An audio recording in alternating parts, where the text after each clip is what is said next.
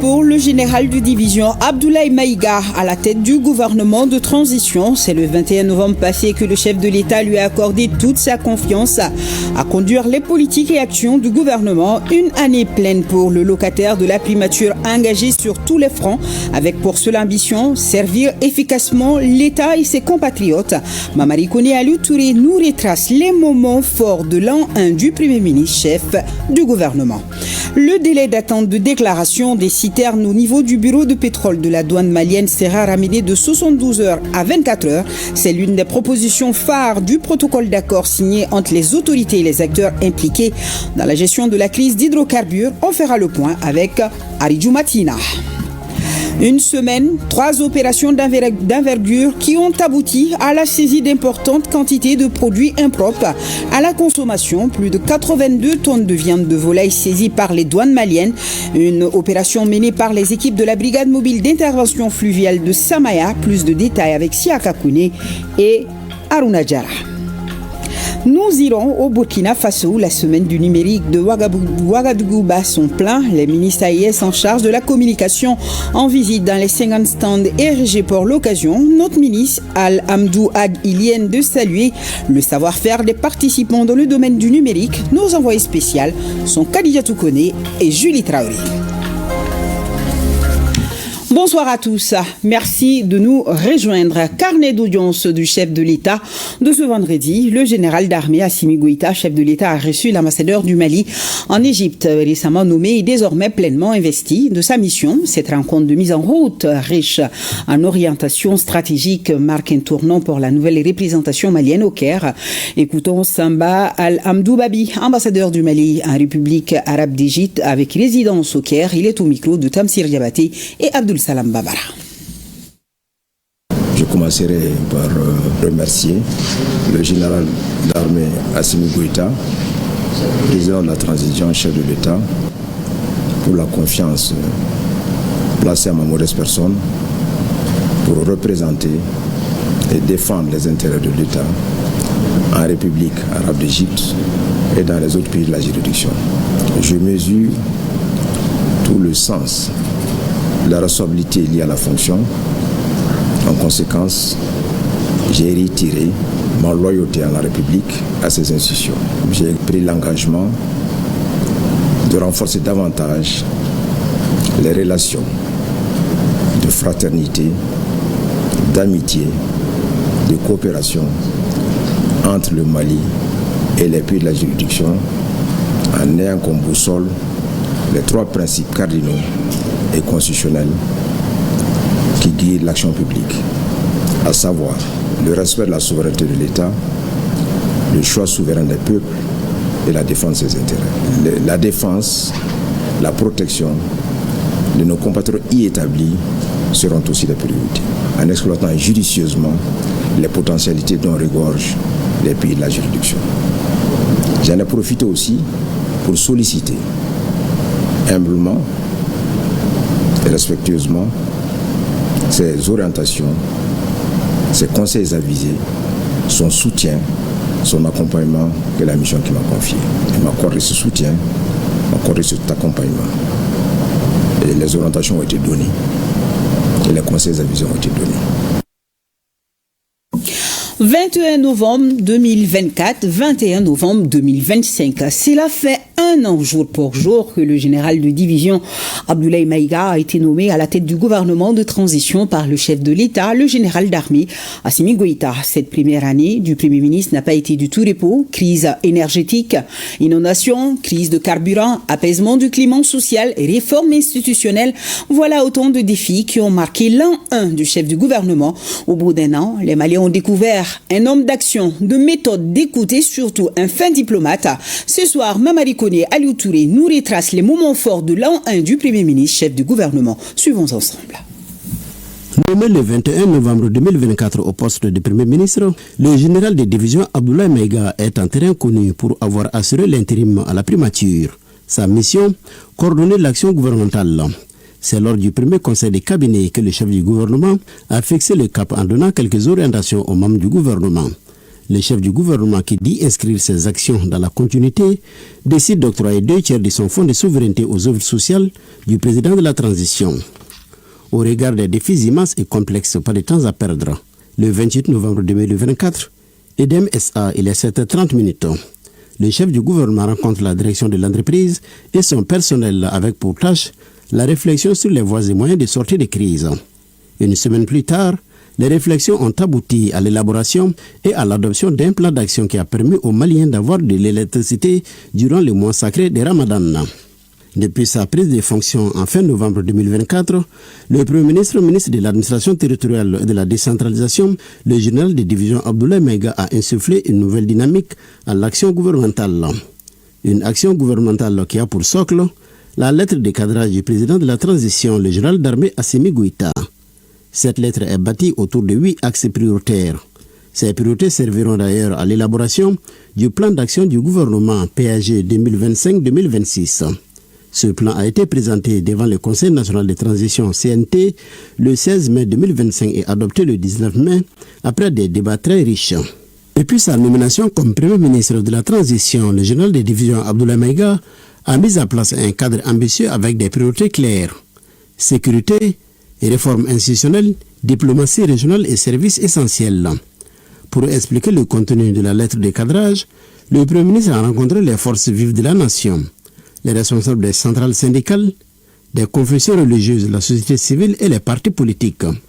Le chef du gouvernement a par ailleurs initié un cadre de concertation mensuelle avec le secteur privé en vue de trouver des solutions aux différents problèmes du secteur. Mars 2025, le chef du gouvernement a initié les journées de renforcement des capacités sur la communication gouvernementale. Il s'agissait de sensibiliser les membres du gouvernement pour rendre la communication gouvernementale plus fluide. Pour un suivi rapproché, le Premier ministre préside les différents états généraux des secteurs.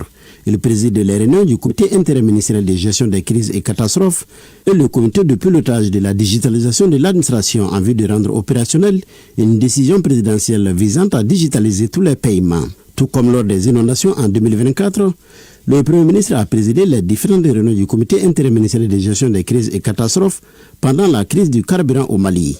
Il rencontre régulièrement les acteurs impliqués dans l'approvisionnement du pays en hydrocarbures et salue au nom du chef de l'État la résilience des Maliens.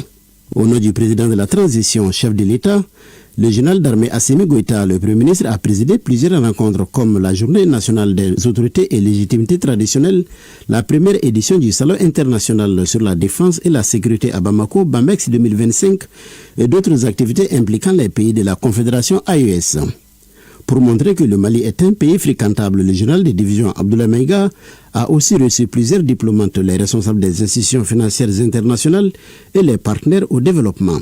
Le Premier ministre chef du gouvernement s'est rendu à l'intérieur du pays, plus précisément à Ségou, Marakakungo, Nyono, Ndebougou, Djouela, Koutiala, San et Tombouctou pour inaugurer des infrastructures sportives, lancer des projets de développement et enfin échanger avec les forces vives des régions autour de la lettre de cadrage du chef de l'État adressée au gouvernement. Pour sa première sortie à l'extérieur du pays, le général de division Abdoulaye Maïga a effectué une visite de travail et d'amitié au Niger. Avec ses homologues du Burkina Faso et du Niger, le point de la mise en œuvre de la feuille de route de la Confédération des États du Sahel est fait au président de la République du Niger. Au Ghana, le Premier ministre porteur d'un message du chef de l'État a échangé avec le président de la République sur les voies à mettre en œuvre pour renforcer les relations entre les deux pays. Sur le plan international, le Premier ministre a pris part à plusieurs rencontres. Il s'agit entre autres de la 4e conférence des Nations Unies sur le développement à Séville en Espagne, de l'Expo Osaka 2025 au Japon et de la 3e conférence des Nations Unies sur les pays en développement sans littoral à Awaza au Turkménistan. Le chef du gouvernement a enfin pris part aux travaux de la 80e Assemblée générale des Nations Unies à New York aux États-Unis d'Amérique. Lors de toutes ces rencontres, le général de division Abdoulaye Maïga a porté la voix de la Confédération des États du Sahel, AES, au nom du président de la Confédération, le général d'armée Assimi Goïta. Le gouvernement Abdoulaye Maïga a marqué sa première année par une affirmation souverainiste, un renforcement sécuritaire et une diplomatie active dans le cadre de la Confédération AES. La population reste confiante tout en souhaitant des résultats concrets sur la sécurité quotidienne, l'économie et la poursuite des réformes institutionnelles.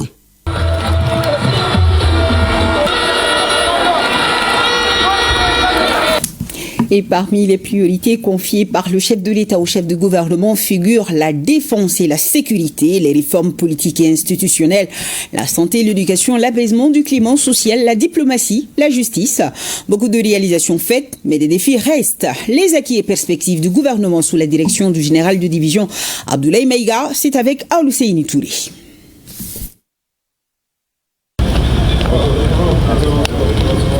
Cette première année n'a pas été du tout repos pour le général de division Abdoulaye Maïga, venu aux affaires au moment où les urgences sont nombreuses.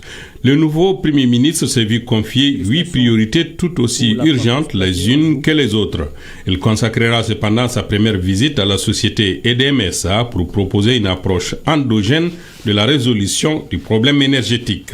Cette approche a eu le mérite d'assurer la fourniture de l'électricité durant le mois de Ramadan. Cependant, le Premier ministre ne perd pas de vue la lettre de cadrage du président de la transition, une lettre bâtie sur 8 axes prioritaires, lesquels ont servi à la rédaction du programme d'action gouvernementale. En mars 2025, ce programme a été présenté devant le CNT et adopté à l'unanimité des votants. Le PAG pouvait donc se dérouler. Auparavant, le chef du gouvernement a rencontré les forces vives pour expliquer les différents points du PAG et la démarche qui sera imprimée. Au titre de la défense et de la sécurité, plusieurs réalisations en termes de recrutement de personnel et de construction d'infrastructures. Rien que pour cette année, il est prévu le recrutement de 15 000 militaires et 9 000 agents de forces de sécurité. Dans la même dynamique, 6 nouveaux camps militaires verront le jour à Bougouni, Koutiala, Sang, Kita, Djema et Nyoro du Sahel. Déjà, ceux de Bougouni et de Koutiala ont été inaugurés et sont opérationnels. L'hôpital militaire de Banankoro sera bientôt mis à la disposition des usagers. Par ailleurs, il faut noter la mise en œuvre de l'opération Dougou Koloko pour assurer la présence de l'État sur l'ensemble du territoire, en même temps que la sécurisation des personnes et de leurs biens dans les zones durement affectées en proie à l'insécurité, au terrorisme et à la criminalité. Au chapitre des réformes politiques et institutionnelles, elles ont concerné plusieurs départements sectoriels. On peut noter la justice, la santé, l'éducation, la réorganisation territoriale, les mines, la sécurité, la défense et bien d'autres encore. Concernant la satisfaction des besoins fondamentaux de la population, le gouvernement œuvre notamment à assurer la disponibilité des produits de première nécessité et de grande consommation et veille à la maîtrise des prix. Le Premier ministre a créé et préside un cadre de concertation mensuel avec le secteur privé. Les discussions aboutissent à des solutions viables aux difficultés rencontrées par les opérateurs économiques. Malgré le changement du mode opératoire des groupes armés qui s'attaquent au circuit d'approvisionnement, l'État veille à assurer un approvisionnement correct du marché. La fourniture du pays en hydrocarbures, par exemple, connaît une amélioration crescendo. Les travaux de la commission qui gère ce dossier sont présidés par le chef de gouvernement en personne, donnant ainsi un cachet particulier. Récemment, le Premier ministre a visité les installations de l'OMAP pour constater la fluidité de la distribution du produit depuis ce service stratégique. Ce jour, jeudi 21 novembre, sous l'impulsion du Premier ministre, un protocole d'accord a été signé entre le gouvernement et les opérateurs du secteur pétrolier, accord portant sur le dédouanement rapide des camions-citernes.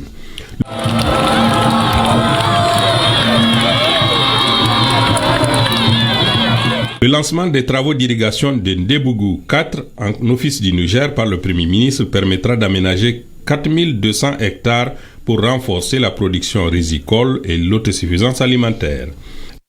L'amélioration de la couverture sanitaire et le relèvement du plateau technique de nos structures sanitaires est en 4e position dans la liste des priorités fixées par le chef de l'État. Ainsi, plusieurs de nos formations hospitalières ont été dotées de matériel ultramoderne. Aussi, le chef de l'État a lancé le projet présidentiel d'urgence hospitalière en droite ligne des conclusions des États généraux de la santé tenus en décembre 2024. Parmi les actions les plus saillantes, la construction de nouveaux hôpitaux et la transformation des CCRF du district de Bamako en hôpitaux de district. Ceci aura l'avantage d'améliorer la couverture sanitaire du pays. Le système éducatif n'est pas en reste. Son amélioration figure au 5e rang des priorités fixées au gouvernement par le chef de l'État. La réforme du système éducatif lancée par le gouvernement vise à intégrer des valeurs endogènes en adaptant notre enseignement aux réalités maliennes. L'insertion professionnelle des jeunes figure également au centre des nombreuses initiatives entreprises par le ministre de l'Entrepreneuriat. L'apaisement du climat social est si cher au président de la transition et c'est dans ce cadre que le chef du gouvernement a rencontré l'ensemble des centrales syndicales de la place pour renforcer le dialogue et assurer la stabilité du pays. Le président de la transition accorde une place prépondérante à la diplomatie, l'un des piliers de défense de notre pays. À ce titre, le renforcement de la coopération avec les partenaires qui respectent notre souveraineté. Il faut dire que notre diplomatie est très active. Elle a contribué à renforcer nos relations avec des partenaires stratégiques comme la Russie, la Turquie, la Chine, l'Iran, pour ne citer que ceci. Les Maliens établis à l'extérieur sont l'objet d'attention particulière de la part du gouvernement. Au plan sous-régional, dans le cadre du renforcement de la Confédération des États du Sahel, le Premier ministre a reçu ses homologues du Niger et du Burkina Faso à Bamako. Enfin, le chef de l'État a instruit parmi les priorités l'organisation d'élections transparentes et apaisées devant mettre un terme à la transition.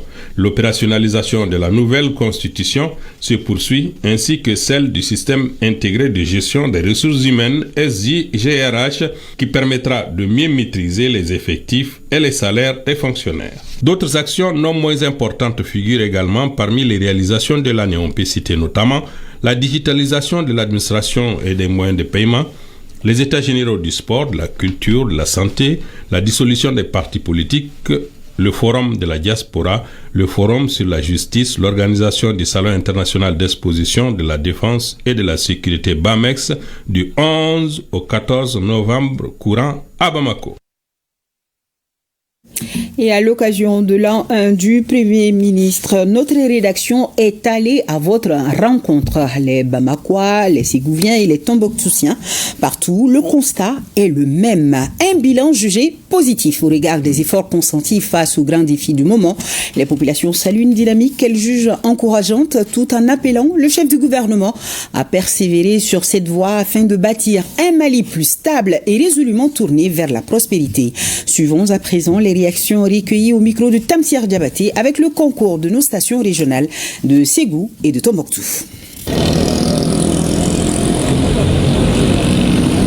Le Premier ministre a un an à la tête du gouvernement. Quelle appréciation faites-vous de son bilan? Tous les Maliens sont fiers d'eux. On ne peut pas avoir un régime aussi compétent, dynamique que ce régime-là. Moi, je l'apprécie infiniment. Et je lui conseille de continuer sur ce plan. Le bilan du Premier ministre, vraiment, je ne dirais pas que c'est bon. C'est bon parce que tout simplement, il y a le problème d'électricité. Il est en train de faire de son mieux. Bon, donc, il y a le problème de carburant aussi. Ils sont en train de faire de leur mieux vraiment.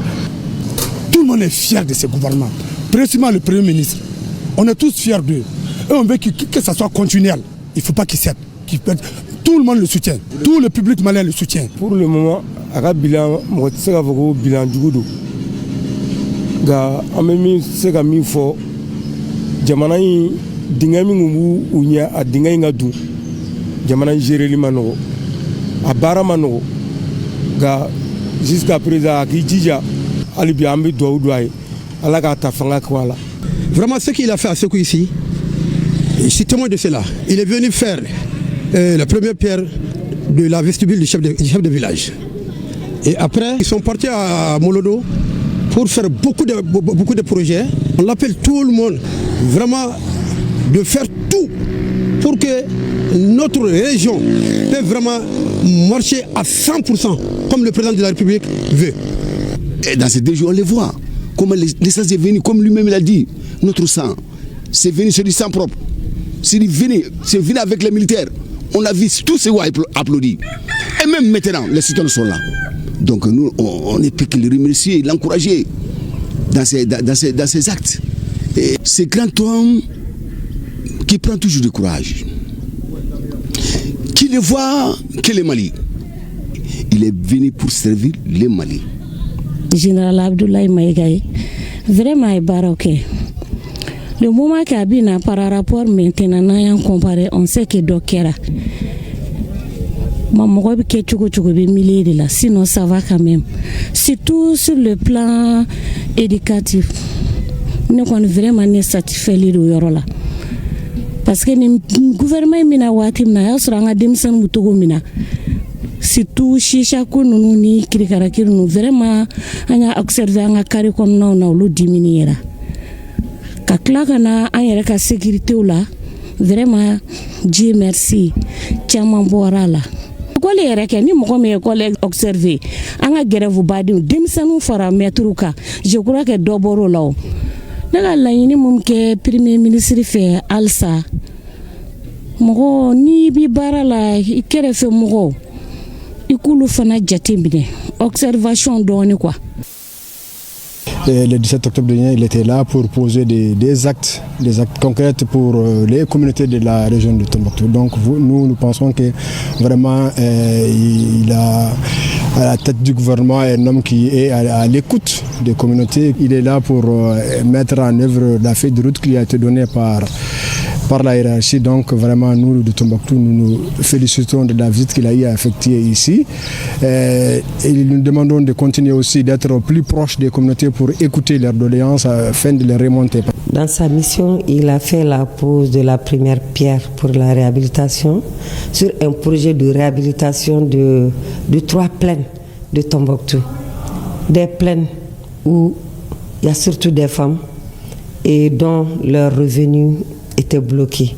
Il y a aussi la pose de la première pierre de l'hôpital où il y a une unité dont il y a la construction d'un bureau d'accueil qui répond à son nom et d'une maternité avec du matériel approprié.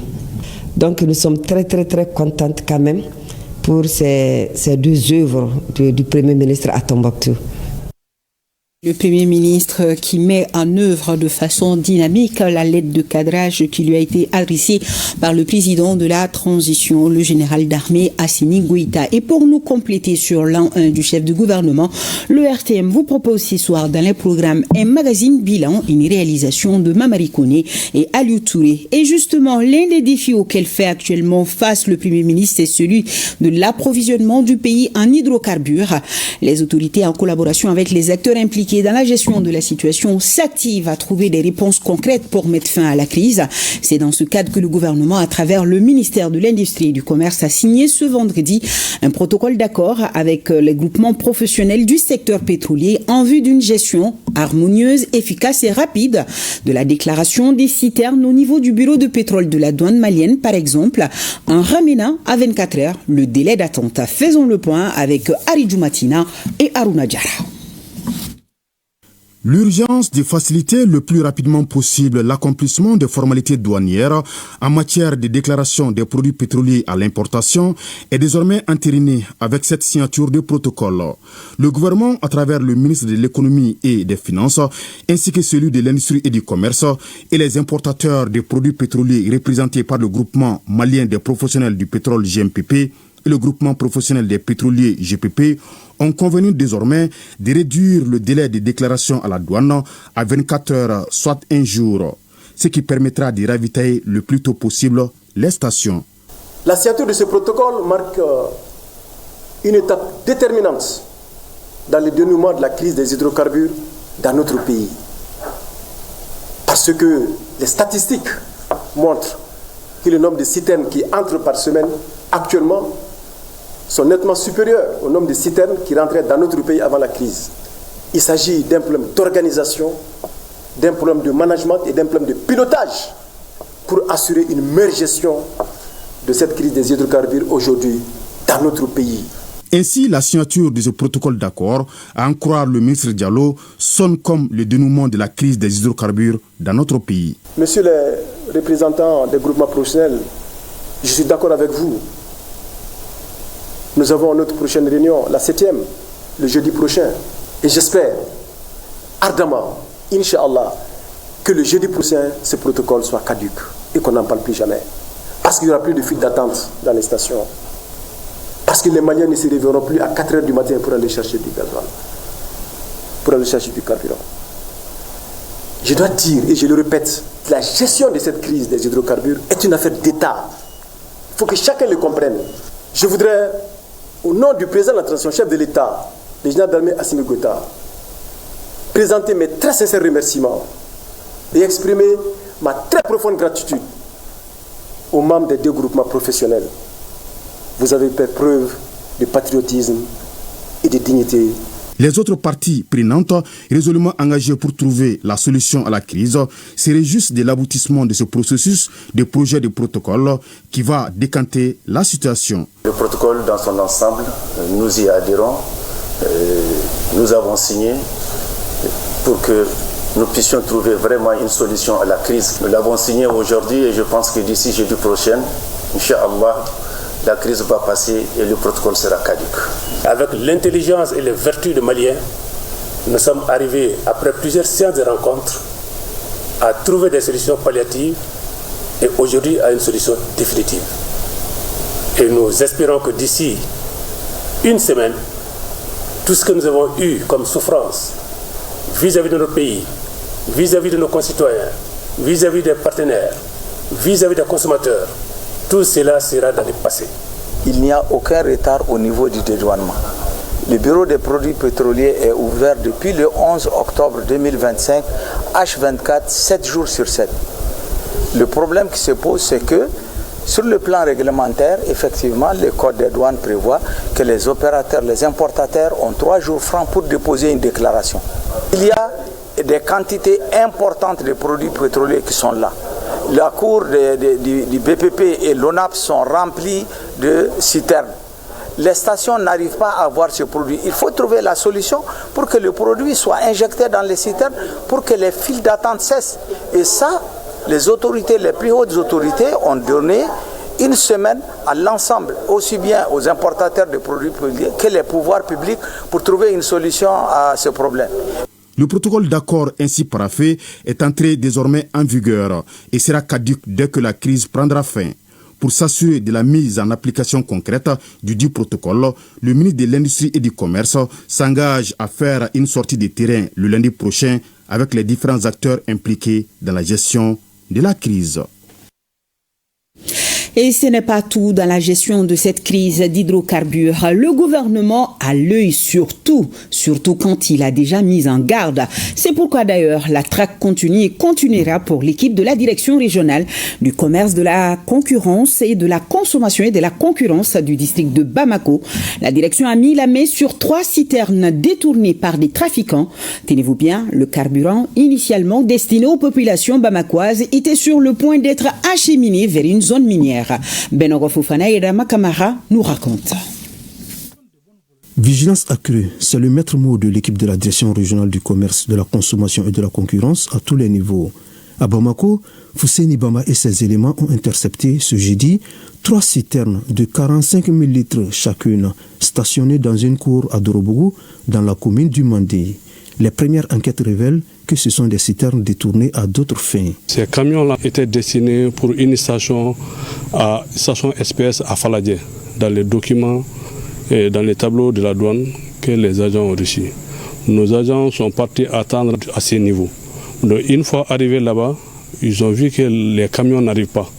Donc ils ont fait des investigations pour venir trouver que les camions sont jusqu'à Dorobougou. Une fois arrivés sur place, ils ont trouvé que ce n'est pas un seul camion, mais il y a 2 autres camions qui sont stationnés. Ces 2 camions sont stationnés dans une cour appartenant à des personnes de nationalité étrangère. Ils achètent ces camions-là, donc ils les amènent dans ces cours-là, ils les mettent dans des cuves et pour les transporter dans leurs mines. Donc sinon ces camions-là n'étaient pas destinés ici. Ils étaient destinés à une station au niveau des Faladje. Au lieu de ravitailler ces stations-là, ils viennent vendre ça à d'autres opérateurs. Vu la nouvelle dynamique enclenchée par l'équipe de Bamba grâce au soutien des autorités de la transition et du département de tutelle, les malfaiteurs répondront de la plus belle manière de leurs actes devant les juridictions compétentes. L'autre jour, le Premier ministre s'est déplacé sur le terrain pour aller viser, aller voir comment les choses se passent. Il a donné des instructions claires aux services chargés vraiment de suivre ces opérations. Mais après tout ça, s'il y a d'autres acteurs qui viennent contourner ces dispositifs mis en place pour venir faire autre chose, ces actes-là ne peuvent pas rester impunis. Afin de réussir le pari de la bonne distribution du carburant, la DRCC mise sur la collaboration de la population. Ce que j'ai à dire aux opérateurs, ils ne sont pas tous dans cette situation. Il y a beaucoup qui travaillent correctement. Mais ceux qui ne font pas correctement leur travail, qu'ils se disent que nous allons les rechercher. Lorsqu'ils seront retrouvés, ils vont être en face de la réglementation. En attendant la suite des procédures, les 3 citernes saisies sont retournées au dépôt avec contenu. Et on va faire à présent une halte dans le cœur d'un des dispositifs d'acheminement du carburant à travers le pays. Dans le souci de mieux organiser les départs et la traversée de la ville, des espaces sécurisés ont été aménagés, ce qui suscite d'ailleurs beaucoup d'enthousiasme et de détermination pour une cause nationale. Le reportage est signé Agali Ag Agissa, Abdul Karim Konaté, Djibril Barahugo depuis notre station régionale de Bougouni. Face à la crise liée à une pénurie des hydrocarbures, les Maliens font bloc derrière les autorités pour déjouer ce complot international contre le Mali. Les chauffeurs de citernes, acteurs incontournables dans l'approvisionnement du pays, décident de jouer leur partition sans faille.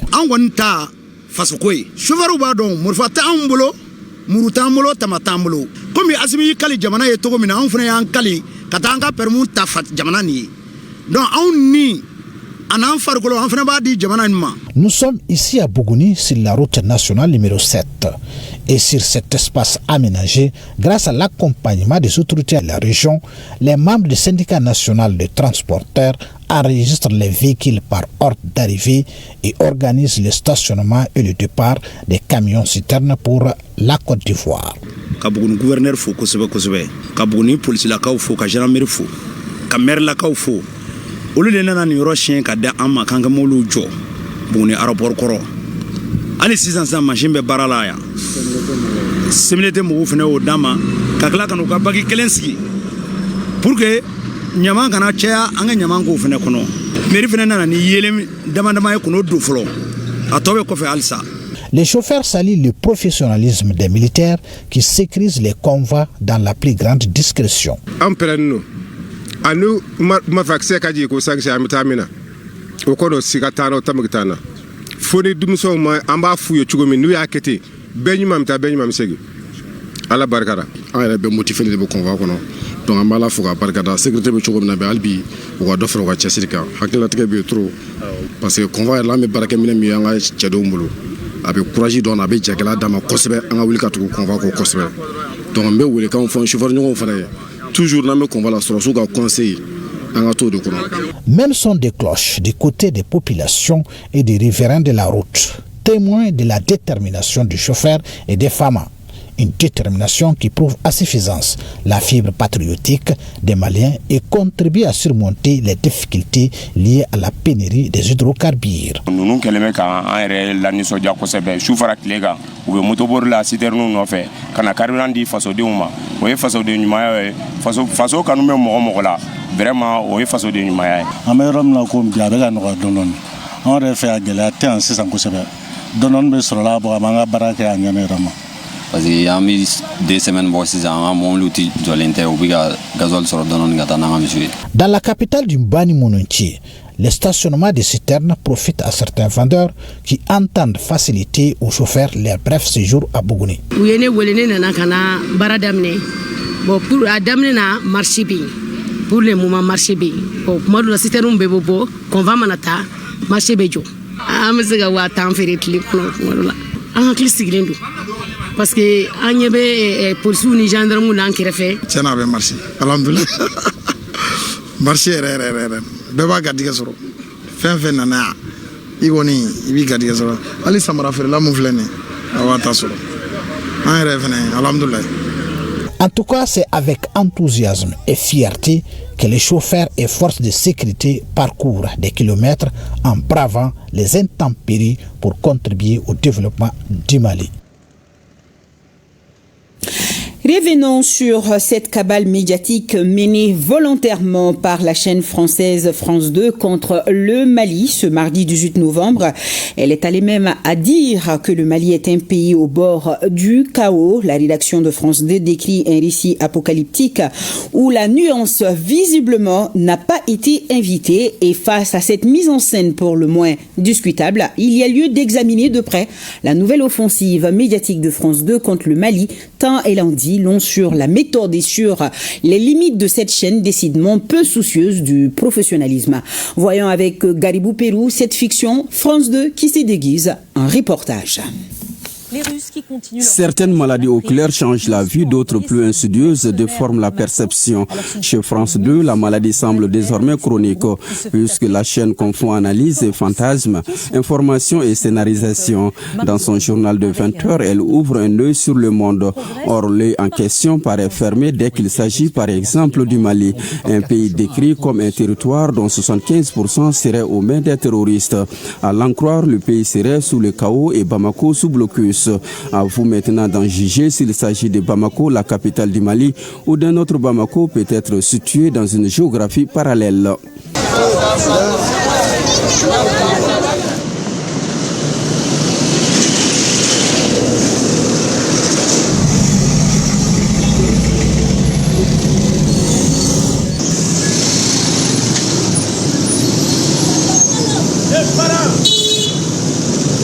La dramaturgie se porte à merveille dans les studios de cette chaîne. On se demande parfois si les rédactions n'offrent pas des cours sur l'art de mieux inquiéter. Sur 700 stations, 600 sont à sec, annonce France 2. Un chiffre si extraordinaire que la chaîne a presque oublié le principe de la vérification. Elle augmente avec une constance considérable au point qu'elle omet un détail. Malgré tout, le prix du carburant demeure inchangé. Une omission, sélection éditoriale ou simple brutalité. Et à défaut d'ajuster la réalité, France 2 secoue le panier de la ménagère. Elle s'invite même dans les cuisines pour décréter une inflation de 40% sur les produits de base. Certainement, même l'épicerie devient théâtre d'opération chez France 2. Autre angle abordé, France 2 affirme que 4000 Français vivraient au Mali et que les autorités françaises leur recommanderaient de quitter dès que possible. Et pour parachever l'émotion, la chaîne décroche un appel à une ressortissante afin d'obtenir un témoignage dont le scénario semble avoir été rédigé avant même d'être raconté. On a essayé de parler avec des dizaines et des dizaines de Français à Bamako et personne ne nous répond. Vous savez pourquoi? C'est la peur des représailles, sûrement. Une autre Française confirme cette explication par téléphone. Il y a eu beaucoup de cas d'arrestation et de mise en garde à vue pour atteinte à la sécurité de l'État. Terre d'hospitalité, le Mali ne nourrit aucune haine, surtout envers l'étranger. Le pays accueille comme il a toujours fait ceux qui respectent sa souveraineté. Vient enfin l'angle habituel. France 2 attribue toute instabilité à un partenaire jugé gênant, en l'occurrence la Russie. Ces plateaux sont envahis par des anciens otages et spécialistes du terrorisme qui ne manquent pas d'interpeller. Selon France 2, la propagande des terroristes est synonyme de leur montée en puissance qui serait l'effet direct du choix stratégique du Mali. La chaîne entretient la fiction d'un pays au bord de l'effondrement. Or, le Mali n'est ni une fable, ni un simple remplissage pour une minute creuse de journal télévisé. Le Mali est une vieille nation solidement fixée, comme le menton du dromadaire pour reprendre une image familière. La chaîne peut veiller comme une hyène, espérant la chute de ce menton encore plus solide.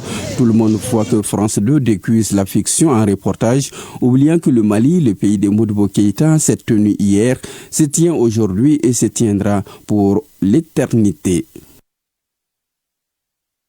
Et pour rassurer sur la quiétude de Bamako, le RTM vous amène à travers notre belle capitale qui respire la vie et l'espoir. Ce soir, on va prendre ensemble nos transports urbains et interurbains. Comme tous les autres secteurs d'activité, ils poursuivent normalement leur routine journalière au bonheur de la population. Cela grâce à la détermination des forces armées qui facilite l'approvisionnement régulier en carburant, un état de fait qui permet aux différentes compagnies de travailler à plein régime. Le constat a été fait par l'une de nos équipes de reportage dirigée par Tchemoro Konati. Un car d'une compagnie de transport amorce son départ de Bamako pour la cité de Balazan. Il est conduit par un nommé Souleymane Traoré dans une sérénité inégalée. Illustration éloquente de la poursuite du transport interurbain au Mali. Nous circulons librement chaque jour. Nous rassurons toute la population. Même sentiment de sérénité chez les passagers que nous avons approchés sur la question. Ces derniers affirment se moquer doublement des allégations mensongères aux allures de propagande qui enflamment certaines chaînes et les réseaux sociaux. Les propos qu'ils sont en train de tenir relèvent purement du mensonge. Toi-même, tu vois l'atmosphère. Le problème de carburant que nous traversons connaît un début de solution.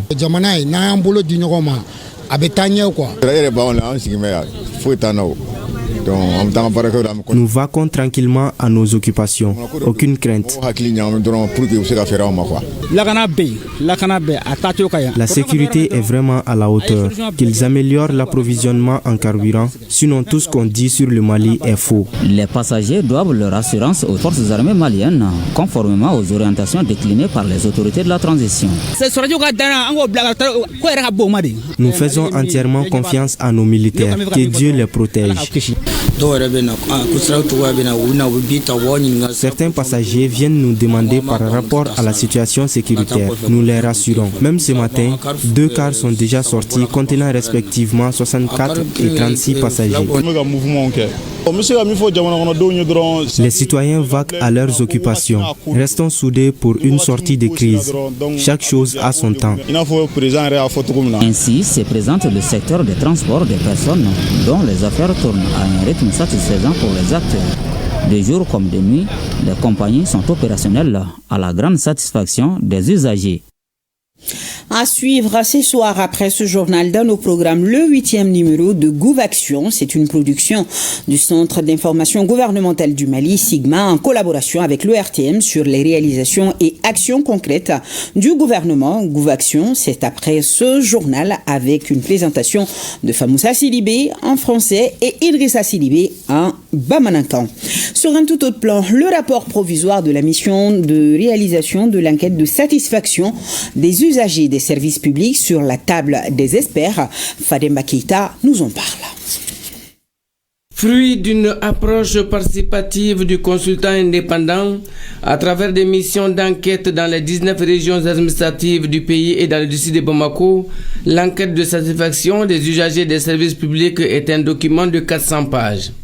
Au centre du présent atelier, pour validation, la présente enquête met à nu un taux de satisfaction ou de progression globale de 65,91%. L'enquête de satisfaction des usagers de l'administration et des services publics est un exercice démocratique et de transparence. C'est un outil d'aide à la prise de décision des gouvernants et qui mettent les citoyens au centre des intérêts des décisions, de toutes les décisions qui sont prises. Cet atelier de validation est important puisqu'il constitue un espace de partage des conclusions des missions d'enquête menées. Adapter le secteur public aux exigences du monde moderne à travers un meilleur pilotage de la gestion des ressources humaines, la simplification des démarches et procédures administratives, l'amélioration du service aux usagers et l'augmentation de la productivité est devenue une préoccupation essentielle tant pour les pouvoirs publics que pour les usagers. Autant de raisons qui justifient l'option du gouvernement de s'engager dans une démarche d'amélioration de la qualité du service rendu par l'administration publique, notamment dans sa relation avec les usagers. Pour que l'enquête de satisfaction des usagers des services publics réponde aux attentes, les participants s'attelleront afin d'identifier les difficultés rencontrées dans l'accès aux services publics en termes d'accueil, d'orientation, de transparence et d'efficacité.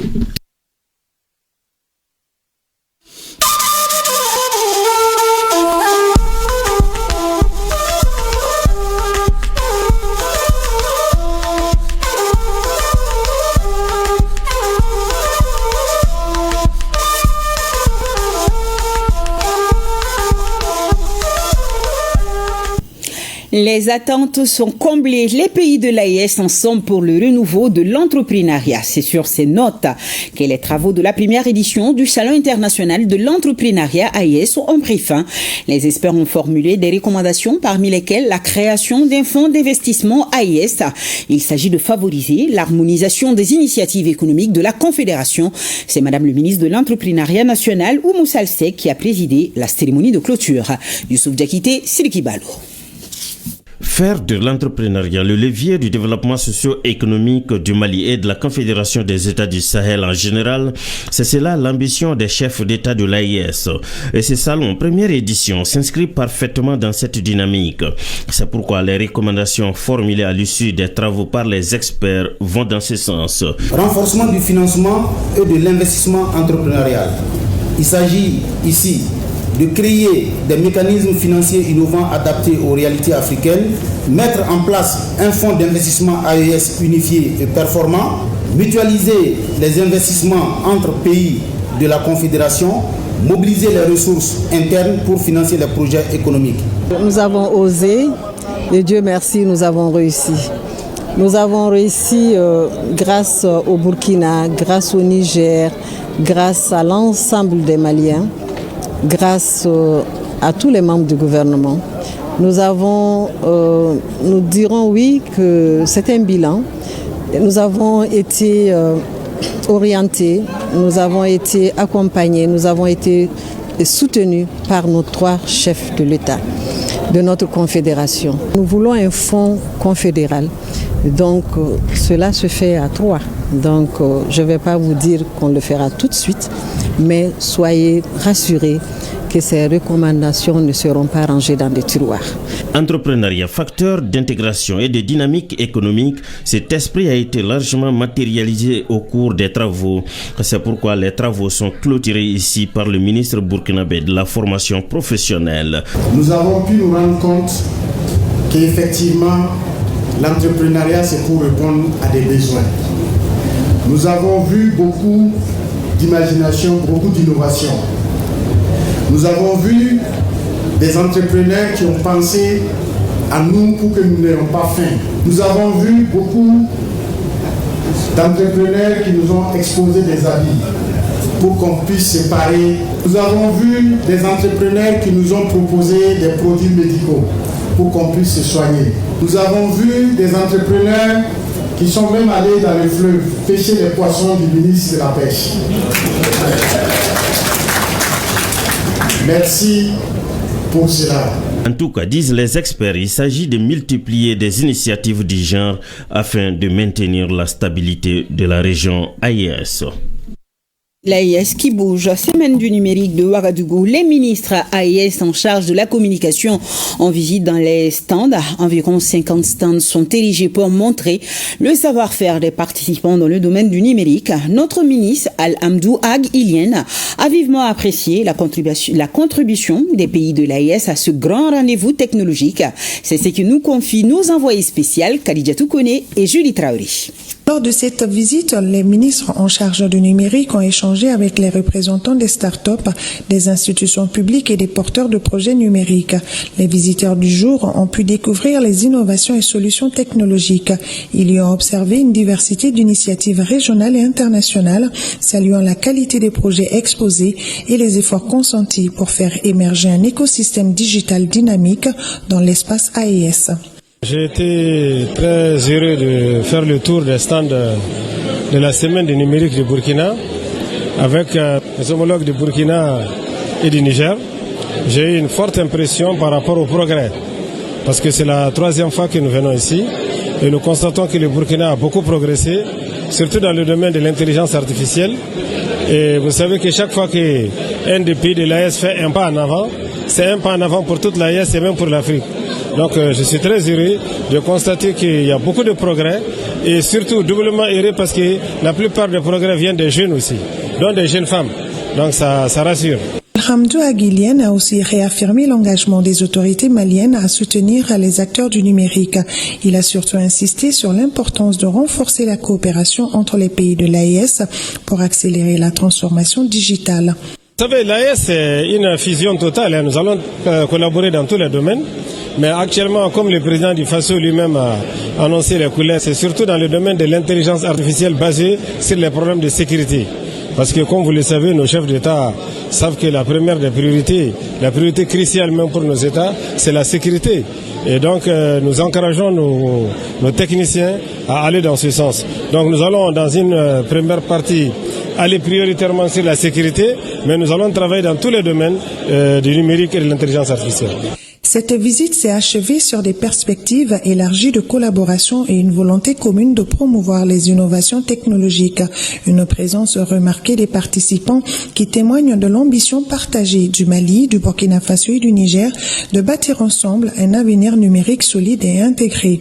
Le ministre a également encouragé les membres de la délégation malienne à renforcer la coopération avec les acteurs du numérique, soulignant que le Mali dispose d'un potentiel considérable pour accélérer sa transformation digitale.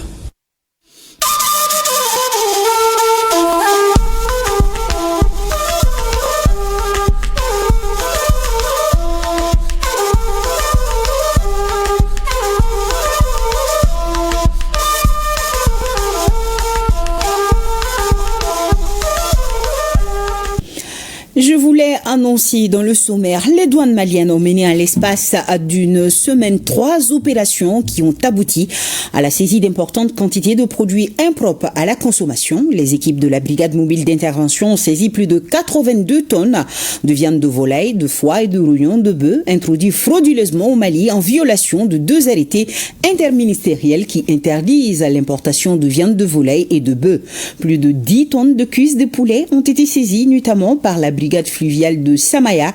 Ces saisies témoignent du renforcement du renseignement douanier et de la détermination des unités sur le terrain.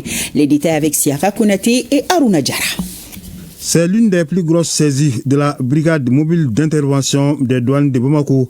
La BMI a saisi le 19 novembre plus de 69 tonnes de foie et de rouillons de bœuf dissimulés dans des conteneurs dans un dépôt clandestin à Banagabougou. Auparavant, elle avait découvert une semaine plus tôt, le 12 novembre, plus de 3 tonnes de foie de bœuf et de viande de volaille, soit plus de 72 tonnes de produits impropres à la consommation. Les soldats de l'économie ont frappé un grand coup en exploitant les renseignements. Nous venons d'observer une série de saisies qui n'est pas le fruit du hasard.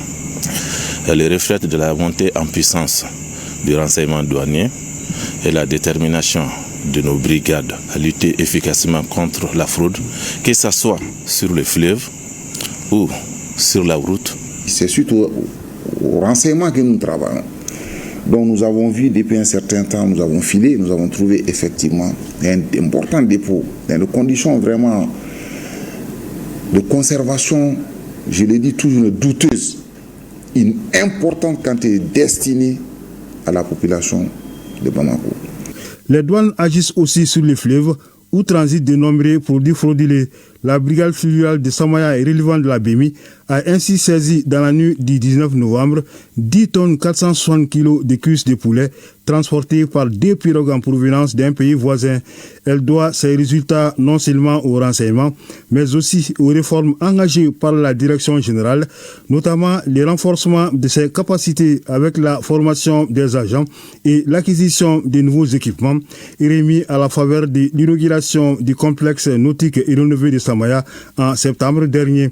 Les résultats que vous voyez aujourd'hui s'inscrivent dans la vision des plus hautes autorités du Mali et particulièrement dans le leadership du directeur général des douanes. Ces équipements modernes, la restauration des unités et ainsi que les réformes engagées contribuent efficacement vraiment à la réalisation de ces résultats. Le DG des douanes, l'inspecteur général Amadou Konaté, avait instruit que ces matériels devaient d'abord être dans des bonnes mains pour en faire bon usage. Ensuite, il a dit que les résultats doivent suivre. Avec ces 10 tonnes sur le fleuve, nous sommes en plein là-dedans, que les résultats commencent à venir. Ça, c'est une satisfaction vraiment de la direction générale et de la direction régionale des douanes. Des saisies qui permettent de protéger la santé de la population et l'économie nationale.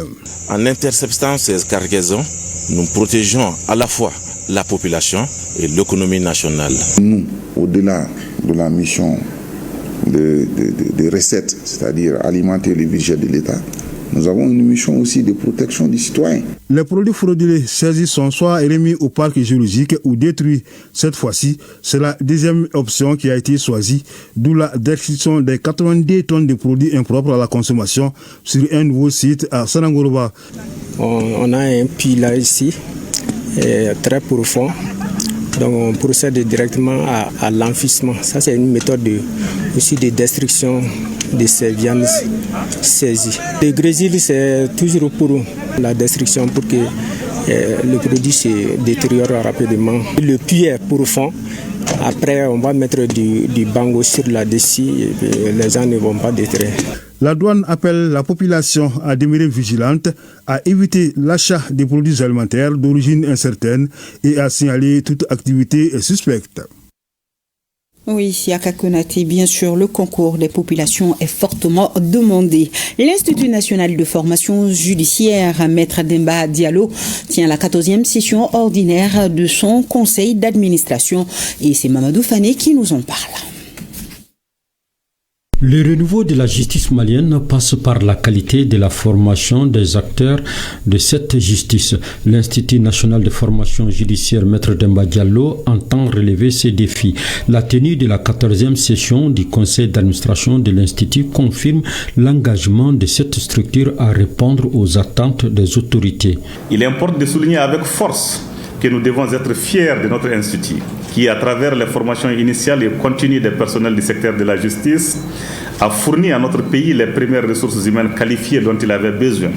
Il y a de cela plus de 4 décennies pour l'administration et la distribution de la justice sur l'ensemble du territoire national, mais aussi celles d'aujourd'hui, qui ont repris le flambeau dans un contexte de renouveau, de mutation, de refondation de la justice et d'affirmation assumée de notre pleine souveraineté. Cette session montre également le dynamisme de l'Institut et du secteur de la justice à offrir un personnel de qualité capable d'incarner l'avenir de notre système judiciaire. Le premier point, et non des moindres, concerne l'état d'avancement de nos grands chantiers. L'État a consenti un investissement considérable de plus de 1,6 milliard de francs CFA pour doter l'Institut d'un amphithéâtre, d'une cafétéria et d'une bibliothèque digne de ce nom.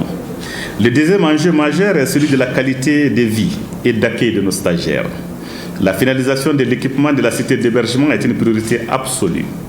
Et un auditeur de justice ou un greffier en chef stagiaire bien logé est un professionnel en devenir qui peut se consacrer pleinement et sereinement à ses études. La 14e session du conseil d'administration de l'Institut national de formation judiciaire est donc l'occasion de renforcer les acquis et de pérenniser la qualité de la formation. Cinquième session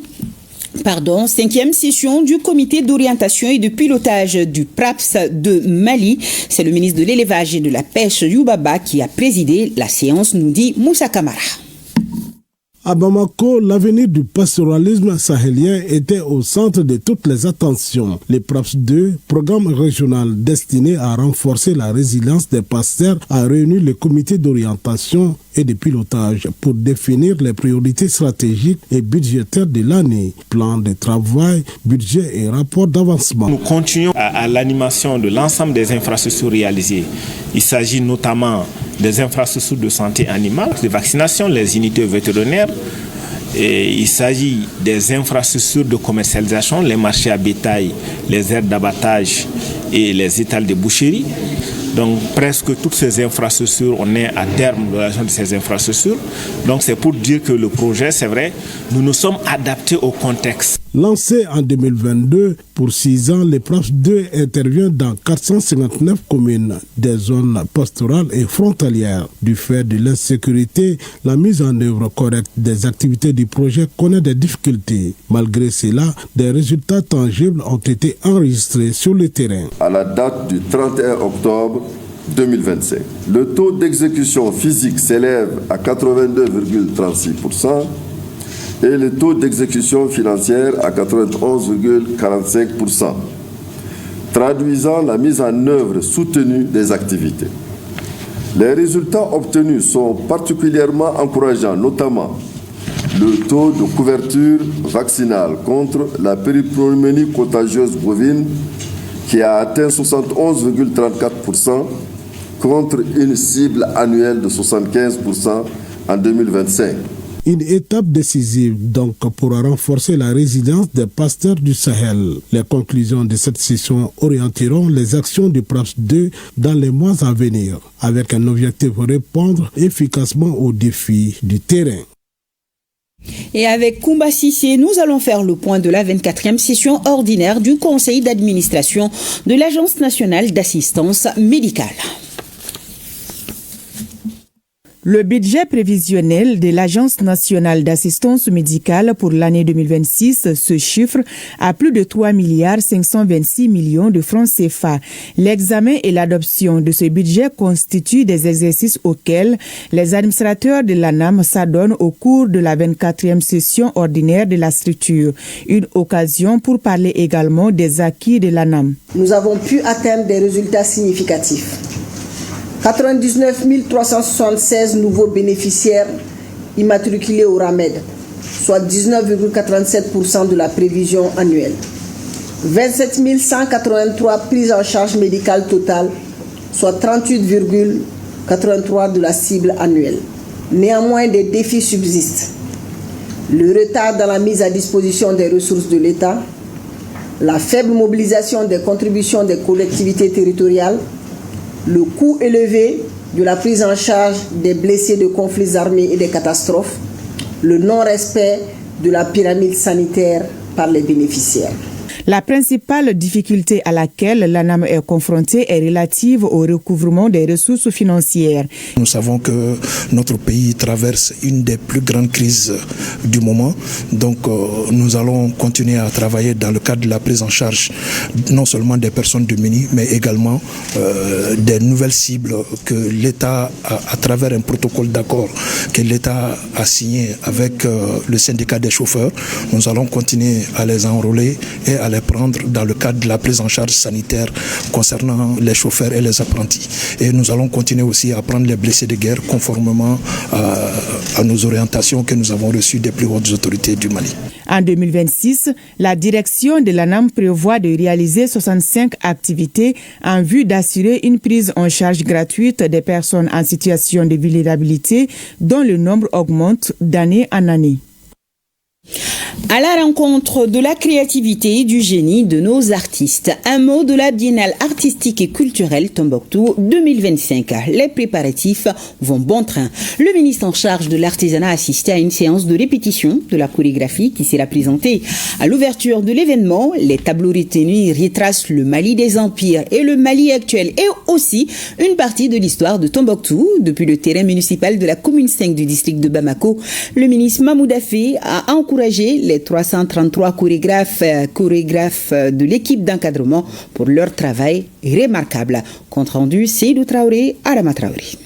En un mois de répétition, les 333 chorégraphes symbolisant la cité des 333 saints, à savoir Tombouctou, ont produit 5 tableaux qui font le voyage du Mali d'hier à aujourd'hui.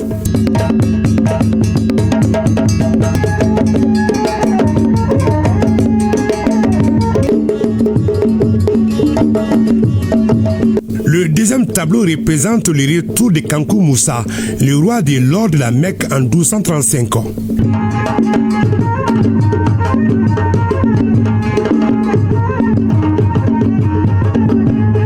L'arrivée des Marocains à Tombouctou, obligeant le sage Ahmed Baba à s'exiler au Maroc, constitue le troisième tableau.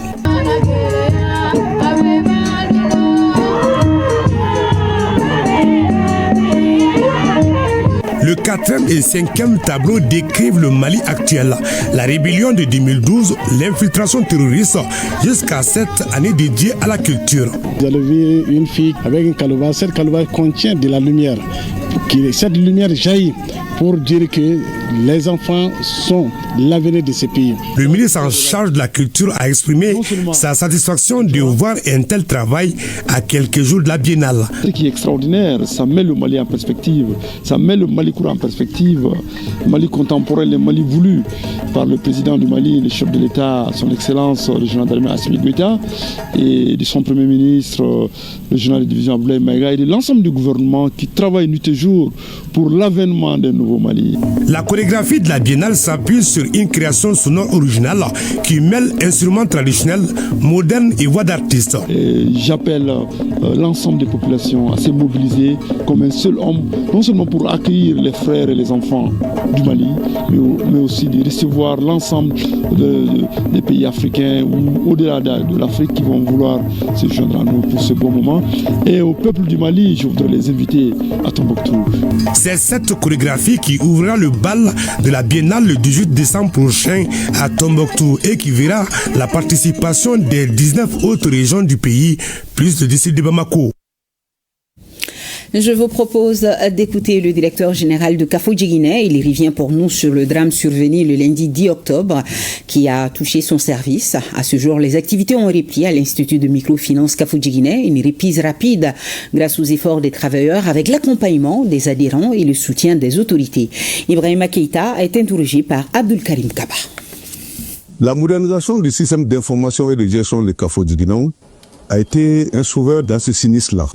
C'est cette anticipation qui a permis à CAFO d'aller beaucoup plus en avant en créant le service USSD, qui est tout simplement un mode opératoire qui n'a pas besoin de connexion, qui n'a pas une exigence qui est l'électricité. Les clients ont été servis en USSD. Et cette USSD-là permet non seulement de fonctionner notre Dignet Tamana, et Dignet Tamana, c'est donner de l'accessibilité 24 sur 24, 7 jours sur 7 à nos membres, d'avoir accès à distance dans vos bureaux, dans la famille, au champ, à leur épargne. Permettez-moi de remercier infiniment nos clients membres qui ont eu une très grande capacité de résilience. Pendant ce tout temps sans opération, au lieu que les clients viennent nous accéder, ils sont venus compatir à la douleur. Et nous leur rassurons. Aujourd'hui, plus que jamais, nous allons en tout cas continuer avec la modernisation, avec l'accessibilité de nos services aux autorités à travers le ministre de l'économie et des finances qui, depuis le lendemain, a fait un passage pour rassurer la population, la clientèle et nous a prodigué des conseils. Mais aussi remercier infiniment le ministère de la Sécurité à travers le service des sapeurs-pompiers qui ont été prompts à circonscrire au fait à temps pour limiter considérablement les dégâts. Et un mot du premier forum annuel d'échange stratégique, c'est à l'actif d'Ecobank Mali sur initiative de son conseil d'administration et l'Inde à travers son ambassade est à l'honneur de ce forum, nous dit Boubacar Bablitouri. Ecobank Mali dans une dynamique de séduction des pays émergents pour booster l'économie malienne, cela à travers un partenariat gagnant-gagnant. Une dynamique enclenchée par le conseil d'administration de l'institution financière à la faveur du premier forum annuel d'échange stratégique. Il vise à nouer des partenariats avec d'autres pays du monde en vue d'un investissement et le financement dans les secteurs clés du développement de notre pays. Pour ce premier forum, le choix est porté sur l'Inde, un choix qui s'explique. En 1925, l'Inde s'est hissée au rang de 4e puissance économique mondiale, avec un PIB d'environ 4 000 milliards de dollars, derrière les États-Unis, la Chine et l'Allemagne. En parité de pouvoir d'achat, l'Inde en fait occupe la 3e place mondiale, représentant près de 8,5% de l'économie mondiale. Les projections internationales sont unanimes. D'ici 2030, l'Inde deviendra la 3e économie de la planète. Autant de potentialités qui se présentent comme une véritable opportunité pour notre pays en général et le secteur privé en particulier. Selon les études nationales, le Mali compte 22 filières porteuses, dont 13 prioritaires. Et vous savez quoi? Dans chacune de ces filières, on peut créer 3 milliardaires en dollars ou en euros au Mali. Un cadre mis à profit par les responsables de Ecobank pour présenter aux participants qui sont l'ambassadeur de l'Inde au Mali, les acteurs du secteur privé et autres personnes de ressources, les offres et services de la banque. Une banque qui dit « je suis là pour mettre ce qu'il vous faut pour pouvoir financer les projets » une ambassade qui est là, qui dit je suis là pour que les entrepreneurs de mon pays soient disponibles pour vous, pour répondre à vos demandes, pour pouvoir prendre en charge vos besoins, pour pouvoir vous amener les produits, les services, le savoir-faire dont vous avez besoin. Et au même moment, vous avez votre fêtière, le patronat, qui est là pour dire allez-y, foncez. Je pense que c'est une vraie opportunité. Le Mali et l'Inde ont toujours entretenu de bonnes relations. Et je sais que le Mali regorge de beaucoup de potentialités qui peuvent intéresser l'Inde. Donc, l'ambassade ne ménagera aucun effort pour matérialiser ce partenariat gagnant-gagnant à travers une mutualisation de nos différentes compétences. Et le diplomate indien de réaffirmer le soutien total de son pays au Mali, surtout face à la cabale médiatique de certains médias étrangers. Au grand mot, les grands remèdes, les femmes rurales des communes de Caille et de Nioro débattent véritablement de la problématique du foncier. Elles font le plaidoyer pour un accès plus sécurisé au foncier agricole. Qu'ont-elles proposé comme solution durable? Brahima Dao nous répond. Ce forum de 2 jours visait notamment à renforcer la compréhension par les femmes rurales des textes législatifs et réglementaires relatifs au foncier agricole. Ça nous a servi de mieux comprendre, de mieux cerner un peu comment les mécanismes se passent pour permettre aux femmes d'avoir accès à la terre agricole, surtout les femmes rurales. Vraiment, les 2 jours ont été très bénéfiques. Cette initiative de la Fédération nationale des femmes rurales intervient à un moment où la région fait face à des défis liés à la sécurisation du foncier agricole. Ce forum, c'est pour que les femmes puissent avoir accès à la terre et les terres sécurisées. Nous sommes des femmes qui travaillent dans nos champs, qui travaillent dans nos foyers, qui rapportent à la famille aussi. La région des Cailles, à forte vocation agro-pastorale, ne peut se développer durablement sans une gestion juste et transparente du foncier, garantissant à tous, et en particulier aux femmes, la possibilité d'accéder à la terre, de la mettre en valeur et d'en tirer des revenus décents. En tant qu'autorités administratives et politiques, nous avons le devoir d'accompagner et de soutenir toutes les initiatives qui visent à renforcer la résilience des femmes et des jeunes face aux défis économiques et climatiques. Notons qu'à l'ouverture des travaux de ce forum régional de plaidoyer, des diplômes d'honneur ont été décernés par la FENAFER au gouverneur de la région des Cailles, général des brigades Moussa Soumaré, et au préfet du cercle de Yélémané. Sur ce prend fin ce journal. Un grand merci à nos téléspectateurs de Amani, Nini, Yuju et Madougou. C'est dans la région de Badjangara. Je vous dis à demain. Bonsoir à tous et bon début de week-end.